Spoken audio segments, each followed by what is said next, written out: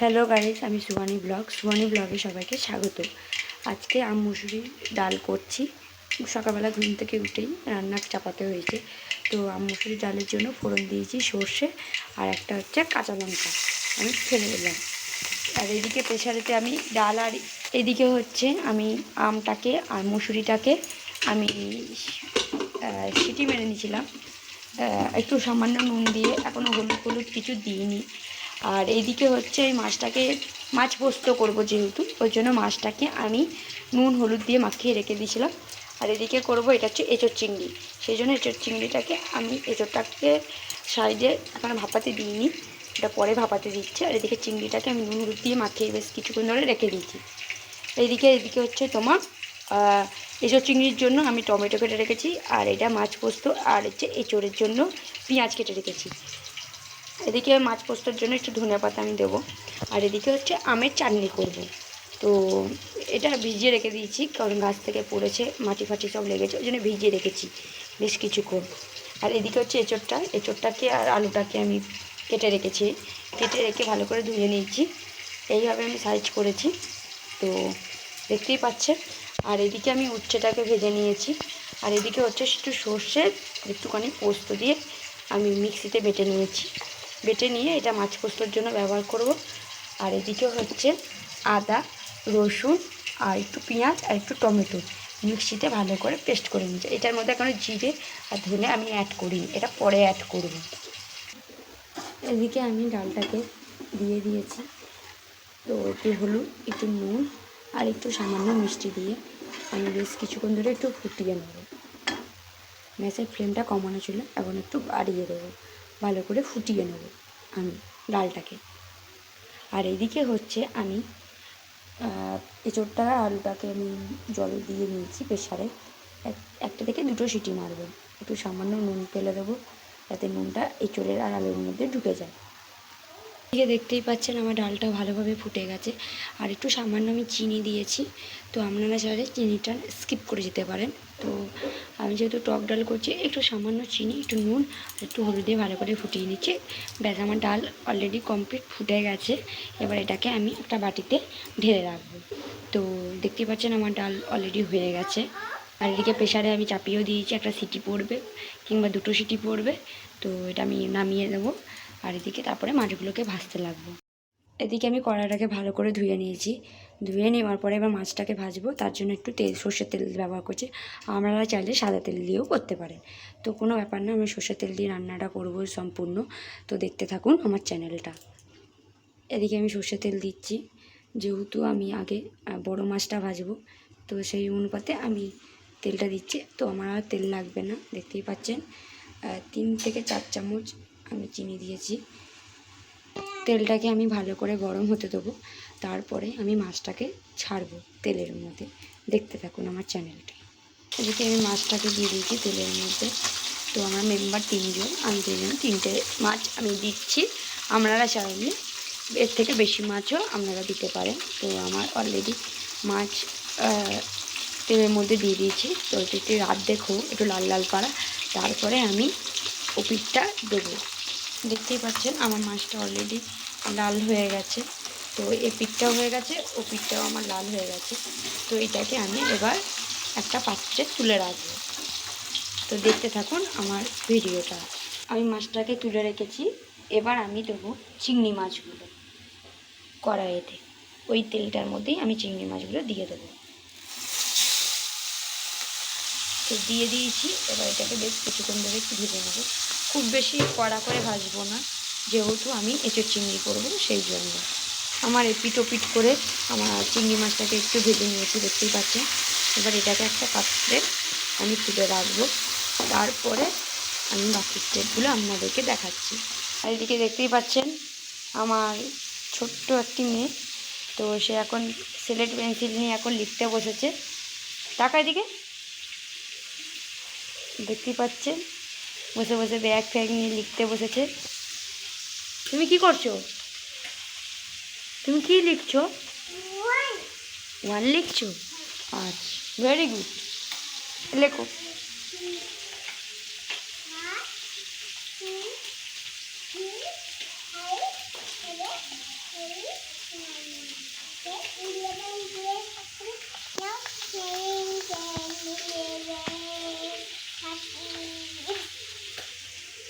একবার অওয়াটা বলে দাও তো। তারপরে হুসু।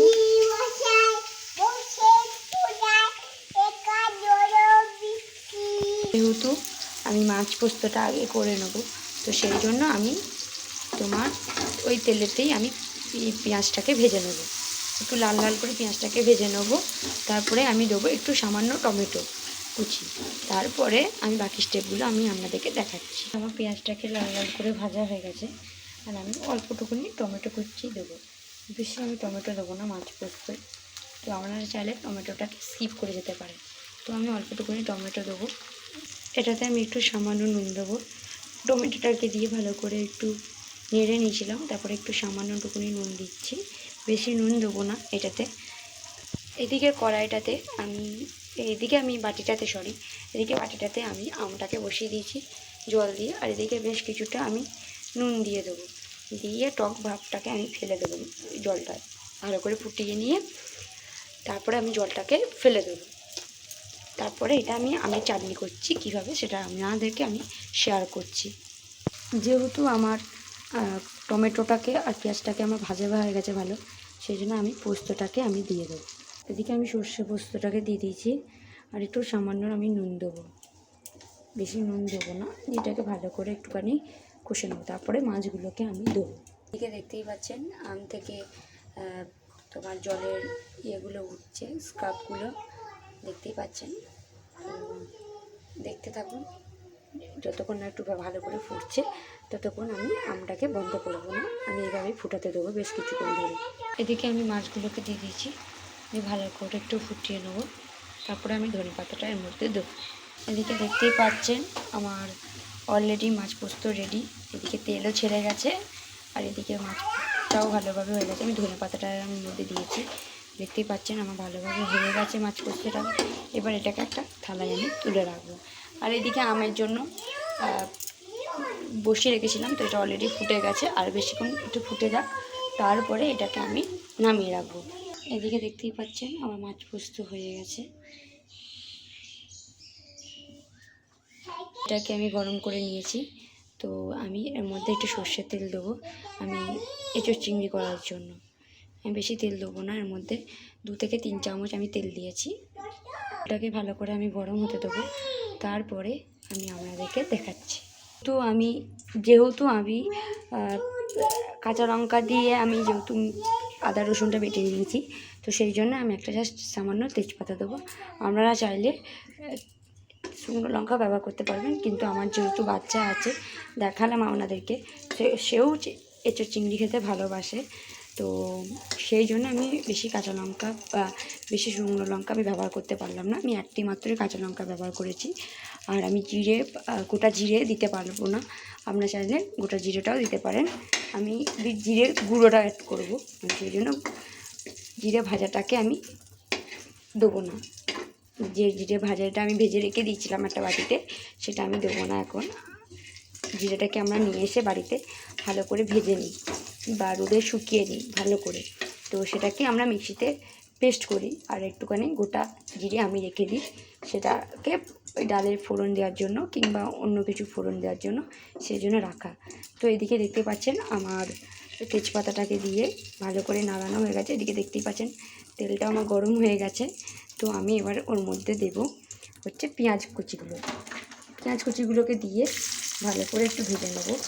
বেশি রিচ করবো না, যেহেতু বাচ্চা খাবে, সেই জন্য নর্মাল, যাতে বাচ্চারাও খেতে পারে আমরাও খেতে পারি, সেই জন্য আমি বেশি রিচ করবো না। তো যদি ভালো লেগে থাকে তাহলে লাইক কমেন্ট শেয়ার অবশ্যই করবেন, সাবস্ক্রাইব করবেন, পাশে থাকবেন। এইভাবে যেভাবে ভালোবাসা পাচ্ছি সেভাবেই যেন আপনাদের কাছ থেকে ভালোবাসা আশীর্বাদ জাস্ট এটুকুনি চাওয়া, এটুকুনি আশা করা, যাতে আপনারা আমার পাশে থাকুন, আশীর্বাদ করুন, এইভাবে যেন আমি বড় হতে পারি। বা কোনো যদি কিছু আমার ভুল হয়ে থাকে, বা যদি কোনো কিছু ভুলবশত কিছু বলে ফেলি, তাহলে মাফ করে দেবেন। এইভাবে যেন আপনারা পাশে থাকতে পারো, এইভাবে আমি যেন চাইবো। আর আপনারাও আশীর্বাদ করুন যাতে আমি বড় হতে পারি। আর অন্য রেসিপি আমি আপনাদের সাথে পরে শেয়ার করব। যেহেতু আমার বাচ্চার 2 বছর 3 মাস বয়স, আমার বাচ্চাকে আমি কিভাবে রুলস ফলো করে করে খাওয়াই সেটাও আমি আপনাদের সাথে পরে ভিডিওতে আমি আপনাদেরকে দেখাবো। এইভাবে পাশে থাকুন, আমি আপনাদের জন্য রেসিপিটা দেখাচ্ছি, দেখতে থাকুন। তো এদিকে আমি এঁচোড়টাকে সিটি মেরে নিয়েছিলাম। তো এটা হচ্ছে ভাপিয়ে আমি জলটাকে ফেলে রেখেছি একটা ফুটো ফুটো থালাতে, যাতে জলটা যাতে ঝরে যায় সেই জন্য। তো দেখতেই পাচ্ছেন আমি ঝরিয়ে রেখে দিয়েছি। এদিকে আমার পেঁয়াজটা অলরেডি একটু লাল লাল হয়ে গেছে, আমি সেই জন্য আমি টমেটো কুচোগুলো দিয়ে দেবো। টমেটো কুচোগুলো দেওয়ার পরে একটু সামান্য আমি নুন দেবো। নুন দিয়ে ভালো করে একটু টমেটোগুলো যাতে একটু গলে যায় সেই জন্য একটু রেখে দেবো। আর একটু কালারের জন্য একটুখানি আমি কাশ্মীরি লঙ্কা দিয়েছি, বেশি আমি দিইনি, 1 চামচের মতন আমি দিয়েছি। আপনারা চাইলে এর থেকে বেশিও আপনারা দিতে পারেন, যেহেতু আমার বাচ্চা খাবে সেই জন্য আমি বেশি কাশ্মীরি লঙ্কা দিইনি। দেখতেই পাচ্ছেন আমি 1 চামচের মতন দিয়েছি। আমি এই চামচে 1 চামচ হচ্ছে হলুদ দিয়েছি, আর এই চামচের মতন আমি 1 চামচ নুন দিয়েছি। আমি এর মধ্যে আর কিছু দেবো না। আর এদিকে দেখতেই পাচ্ছেন আমার অলরেডি পেঁয়াজ আর টমেটোটাকে আমার ভাজা হয়ে গেছে, একটু ভেজে নেবো, আপনারা দেখতে থাকুন। দেখতেই পাচ্ছেন আমি এদিকে মশলাটাকে আমি ভালো করে কষিয়ে নেবো। দিয়ে দিয়েছি মশলাটার মধ্যে যা দিবার দিয়েছি। এবার ভালো করে এটাকে আমি ভালো করে কষিয়ে নেবো, যাতে আদা রসুনের কাঁচা গন্ধ বা জিরের কাঁচা গন্ধ যাতে না আসে সেই জন্য আমি ভালো করে এটাকে কষিয়ে নেবো। আর সামান্য একটুখানি মশলা থেকে যাতে একটু সুগন্ধ বা একটু স্বাদটা হয় সেই জন্য একটু ব্যালেন্স করার জন্য আমি একটু চিনি অ্যাড করেছি। আপনারা চাইলে চিনিটাও আপনারা স্কিপ করে যেতে পারেন। আর এদিকে অলরেডি আমার আমটা সেদ্ধ হয়ে গেছে, দেখতেই পাচ্ছেন। এবার আমি বন্ধ করে দেবো গ্যাস ওভেনটাকে। দেখতেই পাচ্ছেন আমার মশলাটা ভালো করে কষা হয়ে গেছে। এবার আমি দিয়ে দেবো এঁচোড়গুলো। এঁচোড় আর আলুগুলো সেদ্ধ করে রেখেছিলাম, এবার ওগুলো দিয়ে ভালো করে একটু নেড়ে নেবো। এটাকে একটুখানি ভালো করে কষিয়ে নেবো। আর ওই দেখতে পাচ্ছেন আমাদের কতগুলো কাঁঠাল হয়েছে, প্রায় অনেকগুলো কাঁঠাল হয়েছে, আপনারা দেখতেই পাচ্ছেন। বাইরে থেকে আরও দেখা যাবে, তো আমি তো ভেতর থেকে দেখাচ্ছি। এটাকে আমি ভালো করে কষিয়ে নেবো, তারপরে আমি এই চিংড়িগুলো আমি দিয়ে দেবো এর মধ্যে। দেখতেই পাচ্ছেন আমি এই ছোটো গ্লাসের আমি এতটা মতন জল দিয়েছি।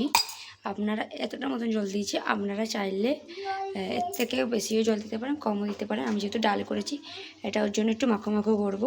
আর আমি চিংড়ি মাছটা দিয়ে দিয়েছি, আর কিছু দেবো না। আর একটুখানি আমি নুনটা দেবো, যাতে যেহেতু আমি নুন দিয়ে সেদ্ধ করে রেখেছিলাম আর জলটা দিয়েছি ওর জন্য আর কি একটু সামান্য নুন দেবো, বেশি আমি এর মধ্যে নুন দেবো না। এবারে আমি এটাকে ভালো করে একটু নেড়ে নেবো। নেড়ে নিয়ে বেশ কিছুক্ষণ ধরে ফুটতে দেবো, তাহলেই আমার রেডি এঁচোড় চিংড়ি। একটু মাখো মাখো পাড়া করবো, তাহলেই আমার হয়ে যাবে। আপনারা দেখতে থাকুন আমার চ্যানেল। পাচ্ছেন আমার একটা খ্যাপা পাড়া মেয়ে সারাদিন এরকম উদ্ব্যস্ত করেই চলেছে। এইভাবে সারাদিন আমার টাইমটাও কেটে যায় আমার মেয়েকে নিয়ে। দেখতেই পাচ্ছেন ঘরের কি অবস্থা আর কি সব করে বেড়াচ্ছে। দেখুন এই দেখুন চেয়ার বেয়ে বেয়ে। আমার এঁচোড় চিংড়িটা অলরেডি মাখো মাখো হয়ে গেছে, আমি এর থেকে বেশি মাখো মাখো করবো না। আপনারা চাইলে একটু ঝোলঝোলও করতে পারেন, আমি একটু মাখো মাখো করবো সেই জন্য আর কি আমি এবার নামিয়ে নেব। তেলটা আমার গরম হয়ে গেছে, এর মধ্যে একটু সামান্য 1 চিমটে মতন আমি সর্ষে দিয়েছি, আর দেবো তেজপাতা আর হচ্ছে শুকনো লঙ্কা। আমি আর কিছুর মধ্যে দেবো না। তো এটাকে ভালো করে আমি একটু ভেজে নেবো, ভালো করে 1 থেকে 2 মিনিটের মতন একটু ভেজে নেবো। তারপরে আমি আপনাদেরকে দেখাচ্ছি। এদিকে আমি আমটাকে একটু হাতের সাহায্যে একটু পিষে নিয়েছি, আর এদিকে আমার হচ্ছে তেলটাকে 5 ফোড়ন আর শুকনো লঙ্কা আমার গরম হয়ে গেছে। এবার আমি আমটাকে এর মধ্যে দিয়ে দেবো, আর একটুখানি এর মধ্যে আমি জল দিয়ে দিলাম। আর এর মধ্যে আমি জল দিয়ে দিলাম, এর মধ্যে আমি আর কিচ্ছু দেবো না। একটু হলুদ দেবো, একটু নুন দেবো পরিমাণ মতন। আমি পরে মিষ্টিটা আমি দেবো আপনাদের সাথে, পরে সেটাকে নিয়ে দেখাচ্ছি। আপনারা কম বেশি মিষ্টি আপনারা দিতে পারেন। আমরা যেহেতু একটু বেশি মিষ্টি খাই ওই জন্য একটু বেশি মিষ্টিই দেবো। আর দেখতে থাকুন এইটা আমের চাটনি। একটুখানি গুড় দিচ্ছি, পরে যদি চিনির প্রয়োজন হয় তবে চিনিটা আমি দেবো। আপনারা চাইলে গুড় দিয়েও পুরোটা করতে পারেন, আপনারা চাইলে চিনি দিয়েও পুরোটা করতে পারেন, আপনারা চাইলে বাতাসা দিয়েও করতে পারেন। তো আমি আমার এটুকুনি গুড় দিয়ে আমি আপাতত করছি। এটা প্রায় 250 মতন গুড় আছে, কিংবা হয়তো 100 থেকে একটু বেশি হয়তো গুড়টা আছে, আমি বুঝতে ঠিক পারছি না। আমি আপনাদেরকে আন্দাজে আমি বলে দিলাম। আর এদিকে হচ্ছে আমার টকটা অলরেডি ফুটে গেছে। একটু হলুদ, একটু নুন দিয়েছিলাম আমার অল্প। আর এরপরে আমি গুড়টাকে দিয়ে ভালো করে বেশ কিছুক্ষণ ধরে ফুটিয়ে নেবো। তারপরে মিষ্টিটাকে চেখে তারপরে আমি যদি প্রয়োজন হয় তাহলে তবে আমি চিনিটা আমি দেবো, না নচেত দেবো না। একটু সামান্য আমি নুন দিতে হচ্ছে এর মধ্যে, আর একটু অল্প মাত্রা আমি চিনি দিচ্ছি। এরপরে আমি আর চিনি দেবো না।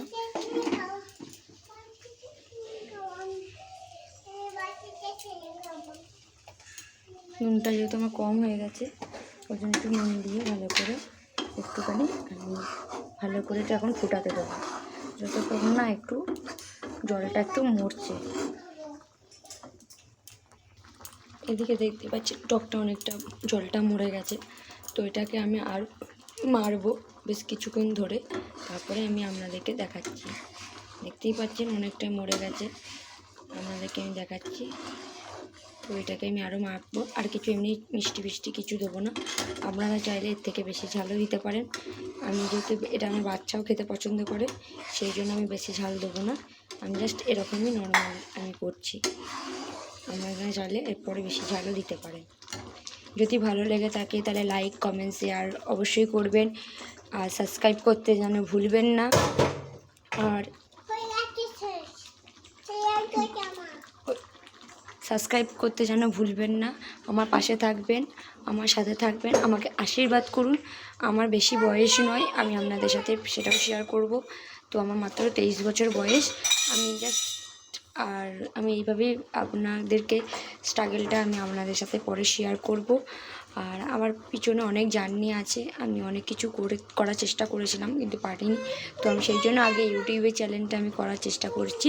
তো আপনারা যদি পাশে থাকেন, আপনারা যদি সাথে থাকেন, আমি অবশ্যই আপনাদের সাথে এগিয়ে যেতে পারবো। আমি এইটুকুনি বিশ্বাস রাখতে পারি আপনাদের ওপরে। দেখতেই পাচ্ছেন এবার আমার মেয়ে হাত ধোবে নিজে চেয়ারে উঠে, দেখতেই পাচ্ছেন। এইভাবে প্রতিদিন জল নষ্ট করছে আমাদের, এইভাবে মানে জলকুমারী যাকে বলতে গেলে। এবার জল নিয়ে সারাক্ষণ খেলা করে বেড়াবে। প্লিজ আমার পাশে থাকুন, আমার সাথে থাকুন, আমি জাস্ট এইটুকুনি বলবো আপনাদেরকে। হ্যালো গাইস, যদি আমার রেসিপি যদি আপনাদের ভালো লেগে থাকে তাহলে অবশ্যই লাইক, কমেন্ট, শেয়ার করতে ভুলবেন না। আর আপনাদের আশীর্বাদে আমি আশা করছি অনেকটা উঠতে পারবো। আর আপনারা আশীর্বাদ করুন, আমার মাথায় থাকুক আপনাদের আশীর্বাদ। আমি এইটুকুনি চাইবো, যাতে আমার পাশে থাকুন, আমি যাতে আস্তে আস্তে আমি উঠতে পারি। আর আমি আপনাদের সাথে পরে অনেক কিছু আছে। আমার জলটা অলরেডি মরে গেছে, আর টকটা আমার অলরেডি হয়ে গেছে, দেখতেই পাচ্ছেন। এবার এটাকে আমি গ্যাসটাকে বন্ধ করে দেবো।